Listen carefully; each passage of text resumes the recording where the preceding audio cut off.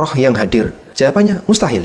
Sebab orang yang sudah meninggal, dia berada di alam barzah. Dan ketika dia sudah berada di alam barzah, maka dia tidak akan kembali lagi ke dunia. Nggak benar kalau ada keyakinan bahwa roh bisa balik lalu menceritakan kejadian yang sebenarnya. Di belakang mereka ada barzah sampai hari kiamat. Sehingga arwah tidak akan bisa kembali.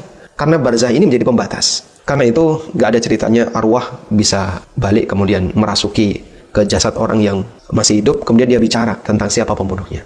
Kalau itu bukan roh, Ustaz ya, lalu itu siapa yang bicara atau yang merasuki? Kemungkinan yang paling besar, jika betul orang ini kerasukan, itu jin. Jin masuk ke dalam jasadnya, sebagaimana kasus kerasukan pada umumnya. Lalu jin ini berbicara, dan dia menceritakan kejadian 8 tahun yang lalu. Loh kok bisa Pak? Dari mana jin ini tahu? Jin bisa melihat kejadian di dunia nyata seperti yang kita alami. Jin bisa melihat saya, bisa melihat Anda, bisa melihat siapapun. Sehingga posisi jin dalam hal ini melihat kejadian nyata. Kita nggak bisa melihat mereka. Maka mungkin pada waktu kejadian pembunuhan itu, jin ini melihat. Yang kita nggak tahu ya, dia berada di sisi mana. Kemudian setelah 8 tahun dia berkeinginan untuk merasuki ke jasad orang lain terus ngomong tentang itu, cerita tentang itu. Mungkin saja.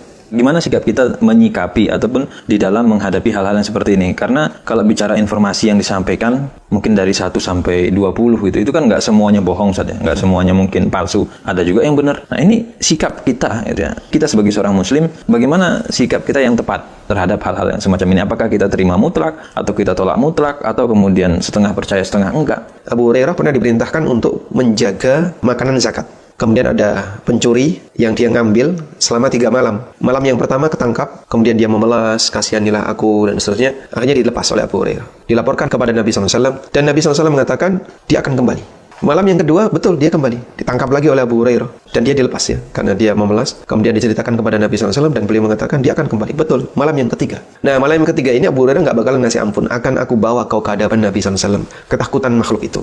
Akhirnya dia menyampaikan kepada Abu Hurairah, akan aku ajarkan kepadamu sesuatu dengan syarat kau lepaskan aku.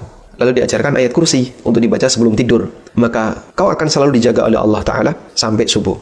Kemudian hal ini diceritakan kepada Rasulullah SAW. Lalu beliau mengatakan, kali ini dia benar, meskipun dia pembohong.